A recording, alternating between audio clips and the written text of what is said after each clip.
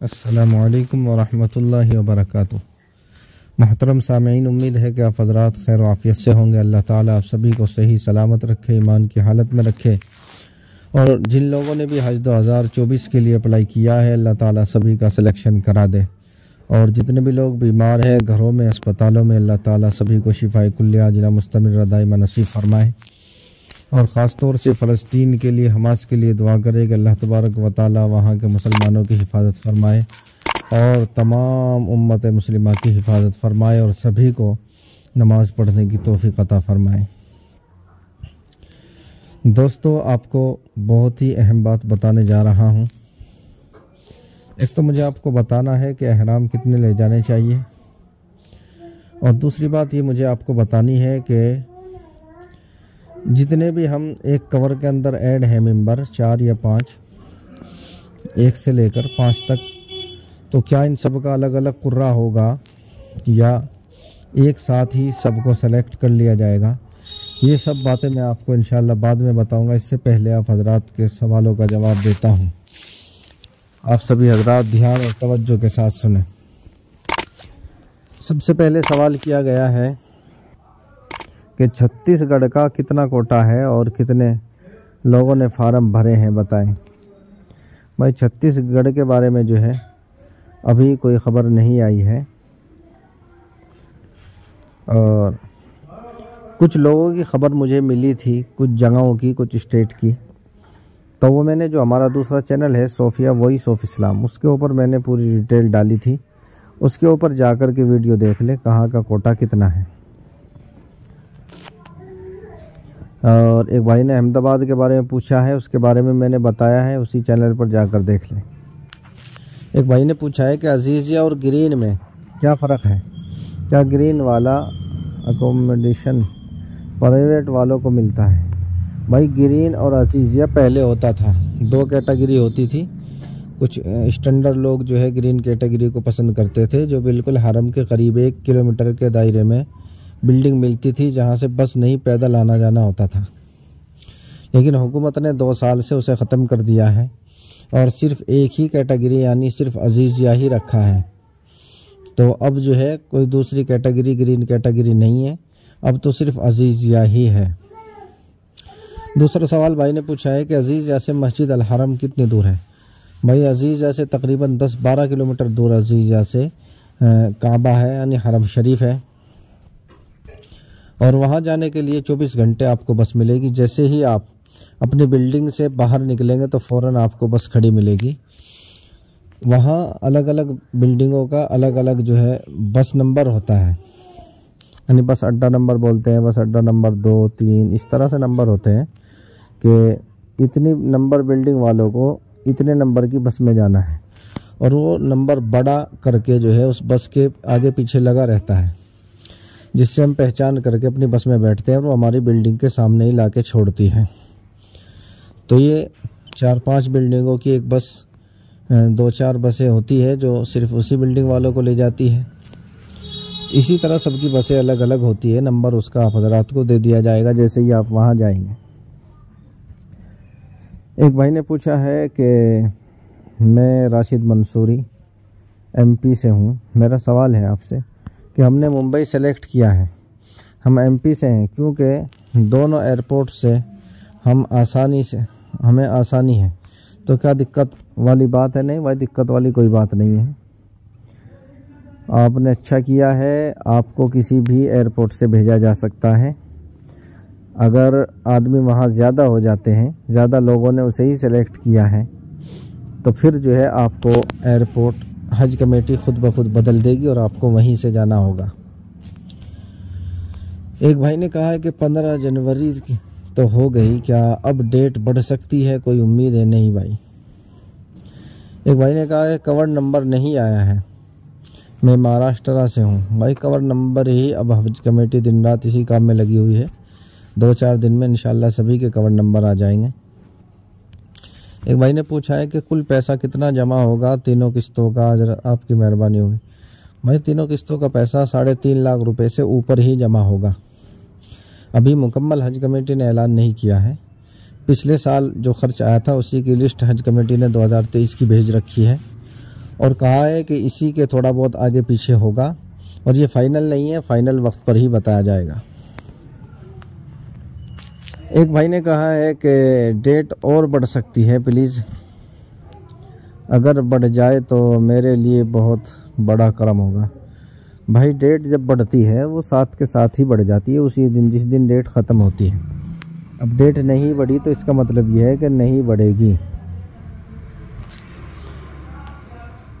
एक भाई ने कहा कि कवर नंबर कहाँ से लेना है। भाई कवर नंबर लेने के लिए कहीं नहीं जाना, कवर नंबर आपने जिस नंबर से रजिस्टर किया था फॉर्म भरते हुए उसी के ऊपर कवर नंबर आ जाएगा।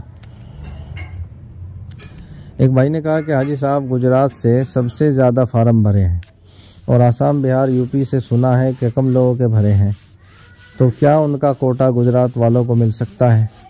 भाई ये हज कमेटी का काम है कि अगर फार्म वहाँ कम होंगे तो वो दूसरे कौन से स्टेट वालों को उसमें मिलाएगी। सिर्फ ऐसा नहीं है कि गुजरात वालों के फार्म ज़्यादा भरे गए हैं और दूसरे स्टेट भी ऐसे हैं जहाँ फार्म ज़्यादा भरे गए हैं और कुछ स्टेट ऐसे भी हैं कि जहाँ कम भरे गए हैं। ये बाद का काम है और ये हज कमेटी क्या करेगी वो उनका फैसला होगा।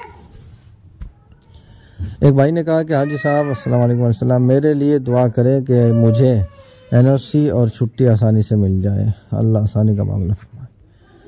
एक भाई ने कहा कि जो एयरपोर्ट सेलेक्ट किया उसके मिलने के चांस ज़्यादा कब होते हैं?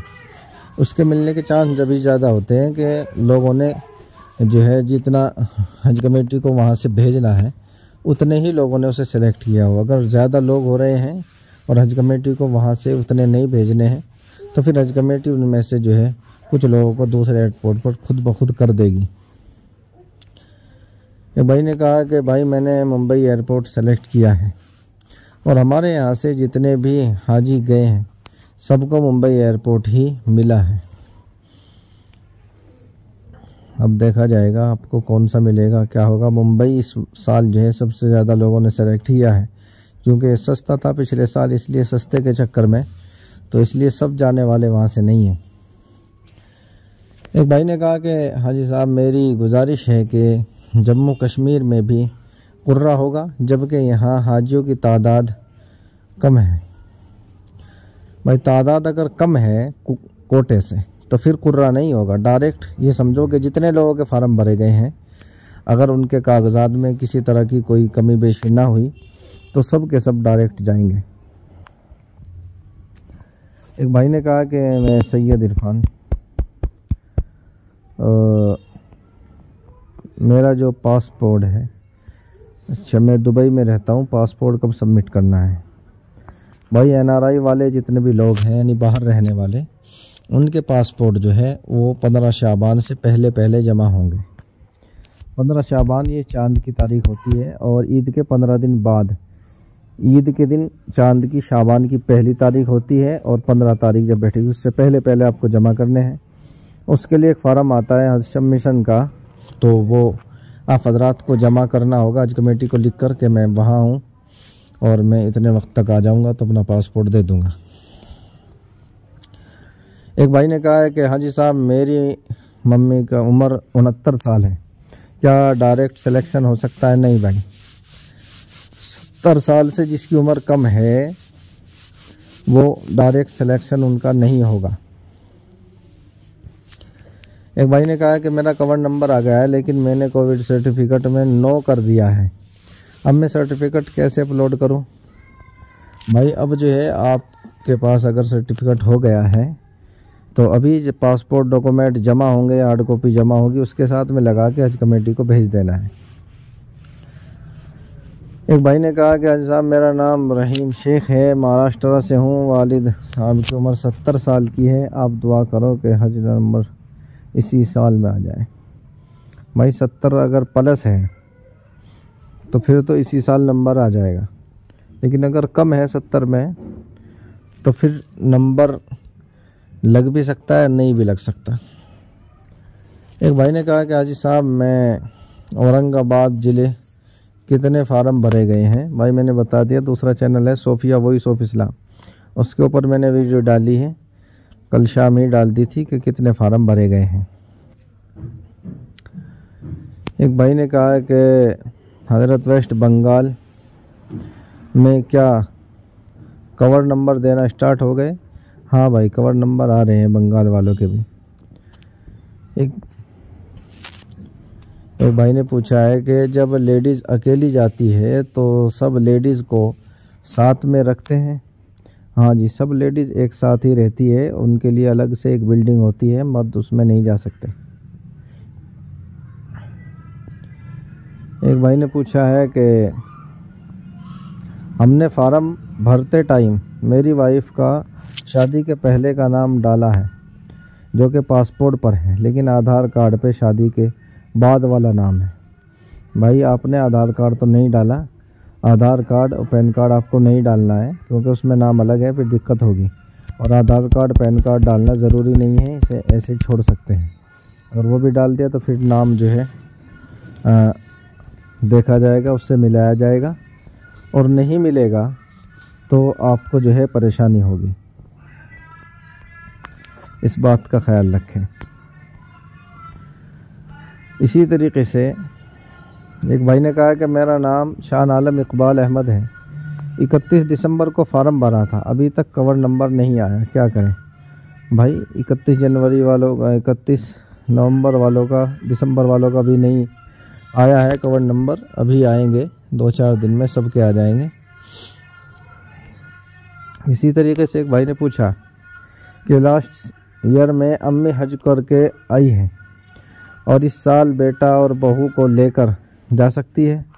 नहीं भाई, दोबारा से नहीं जा सकती, अगर जाएगी तो पकड़ी जाएगी, तो पैसे भी ज़ब्त होंगे, पासपोर्ट भी ज़ब्त हो जाएगा। एक भाई ने कहा कवर में जितने मेंबर होते हैं क्या सबका कुर्रा अलग अलग होता है या एक साथ होता है। भाई ये बात मैंने शुरू में बताई थी कि बाद में बताऊंगा। देखिए, कवर में जितने भी मेंबर हैं, अगर सिलेक्शन होगा तो सबका होगा और नहीं होगा तो किसी का भी नहीं होगा। सबका एक साथ जो है सिलेक्शन होगा, एक ही दिन की फ़्लाइट होगी, एक ही बिल्डिंग मिलेगी और कमरा भी एक ही मिलेगा। वो साथ साथ रहेंगे सब जगह। कवर का मतलब यही तो है, अलग अलग नहीं।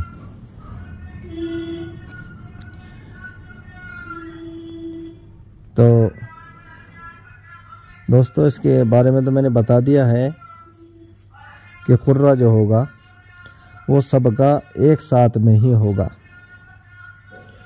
और कुछ लोग कह रहे हैं कि तारीख बढ़ेगी। देखिए, तारीख अब बढ़ने वाली नहीं है। अब जो है तारीख बढ़ने वाली नहीं है। जो लोग रह गए बस रह गए, और जिन्होंने फार्म भर दिया भर दिया।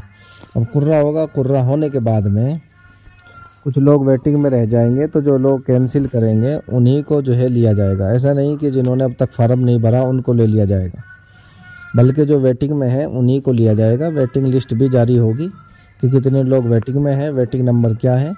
वेटिंग नंबर के हिसाब से एक तरफ से 1 2 3 से लेकर के किया जाएगा। तो दोस्तों, उम्मीद है कि आज की वीडियो आपको अच्छी लगी होगी। वीडियो अच्छी लगी है तो वीडियो को लाइक कर दें, शेयर कर दें।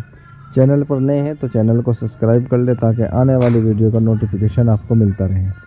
आइए चलते हैं, फिर मुलाकात होगी अगली वीडियो में। अस्सलामु अलैकुम वरहमतुल्लाहि वबरकातुहू।